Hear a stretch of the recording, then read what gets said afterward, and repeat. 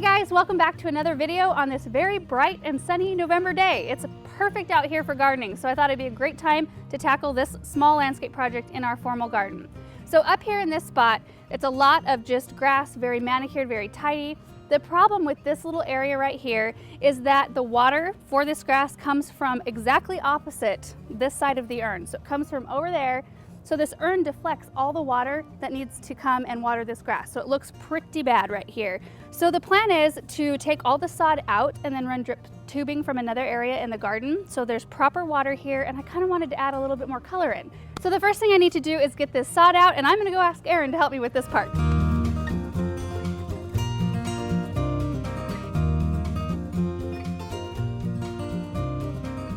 All right, so these are the plants that are gonna be in this area. I'm gonna start with a Boxwood Hedge. These are sprinter boxwoods. So these will line the entire perimeter of this spot. And then I'm gonna back plant these with the Denim and Lace Russian Sage. Really excited to get this in here. I'm actually inspired by Ina Garten's, the Barefoot Contessa's garden. She's got Boxwood Hedge with Russian Sage planted, and it's just absolutely gorgeous. So it inspired me to plant a little area like that in my garden. And then I've got 90 of these tulips. These are Cafe Noir, really beautiful, deep kind of burgundy color. So we'll have some spring color in here as well as summer. So I'm just gonna set all of these plants out and get them in the ground.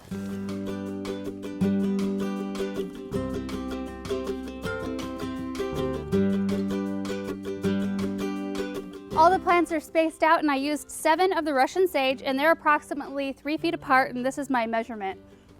Like one large step usually equals about 3 feet, so it's roughly 3 feet apart. And then I used my trowel as my spacing tool for my boxwoods. They're about 1.5 feet apart, and that's a little bit closer than you might plant them if you were wanting something a little bit more open, or if you were wanting it to take a little bit longer to be a hedge. But I want it to be a hedge pretty quickly, so I used a little bit more maybe than I would need to, but that's how I prefer to plant them. So I think it's gonna be perfect because they're about 1.5 feet from the urn, and so they'll grow out about this far. And then I want my box hedge to be about this wide, so it can go over the edge a little bit and come in a bit, and they'll just barely touch. So I think the spacing will be perfect. So now I'm gonna plant.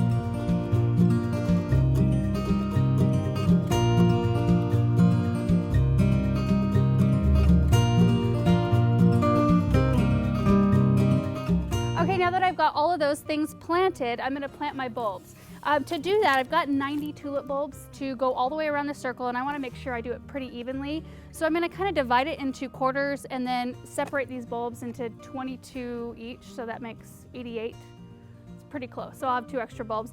But that way I'll have it pretty uniformly spread around the circle. So I'm gonna do that first, and then I'm gonna plant them using my auger on the end of my drill. It makes making the tulip holes, or the holes for the tulips, a lot easier. If you haven't ever done this before, check out our video that we recently posted on how to plant bulbs, and I talk a lot more about it.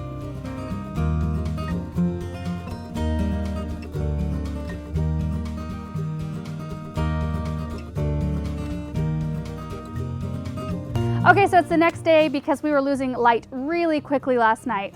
So the last step is mulching, and that's really important to do for any new planting and really for any existing plantings in your garden, because it not only makes everything look really pretty and tidy, but it also provides a little bit of extra winter protection, and it provides some good stuff for the soil, especially for these boxwoods, which are naturally shallow rooted plants, so they really benefit from a good 2-inch layer of mulch in the fall. So I'm just gonna put my mulch down, and then I'll talk a little bit more about the plants.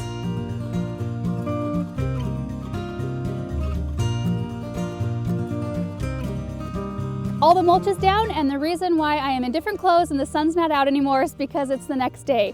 We actually did finish this video yesterday, got the ending all done, and then I realized so many things that I forgot to share with you guys about these plants. There's always so many details about all these projects that I want to share, and I always forget something. So I wanted a second chance at this one. Okay, so the first thing I wanted to share was the type of mulch I use. This is Gardner and Bloom planting compost. I also like to use Whitney Farms planting compost as well. And even though it's not a true mulch, I like to use it for a couple of reasons. One, because of the way it looks. I just think aesthetically it's beautiful. I love the color. I like the fine texture of it. And then I also like that it's full of good stuff, nutrients for the soil, nutrients for the plants. And I know that it's just sitting on the top, but eventually like the winter moisture and watering and all those kinds of things will help work that stuff down into the soil.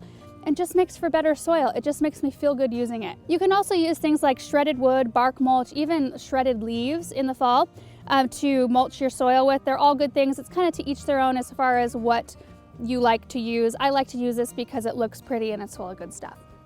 So now a little bit more about the plants. So the Sprinter Boxwoods here, I think I mentioned earlier that they'll grow 2 to 4 feet tall and wide, which is great. I did plant them a little bit close together because I want to hedge quickly, and they are really small to begin with.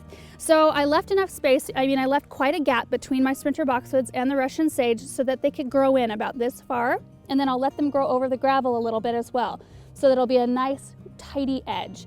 And I like the fact that these are evergreens that have a broad leaf that are really shiny, glossy, deep green. I think that is so pretty. I'm a huge fan of Boxwoods. These are an improved version of the winter gem variety, which I have a lot of experience with the winter gems. They do really well in our area over the winter. And since these are improved, I am really excited to have these in my garden. I don't have a whole lot of experience with these, so this is going to be great. And then the next plant in here is the Denim and Lace Russian Sage. I picked this variety out specifically because it doesn't grow super tall like the traditional Russian sage that can get, like this tall. These ones only get about 28 to 32 inches tall and then grow about 3 feet wide. So they'll fill in this circle just beautifully.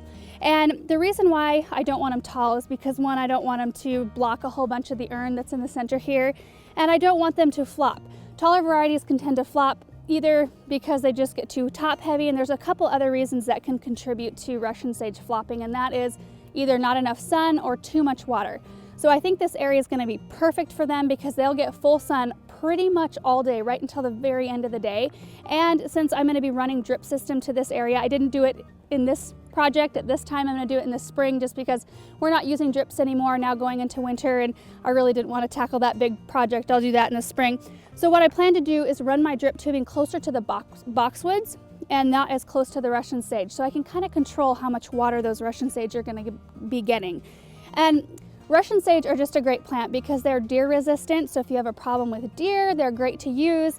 They also attract pollinators like crazy. You guys, I wish you could have seen these in my driveway. I've had these, taking care of them this summer until I had a chance to use them. I've been waiting to do this project, but you should have seen them just covered in honeybees this summer.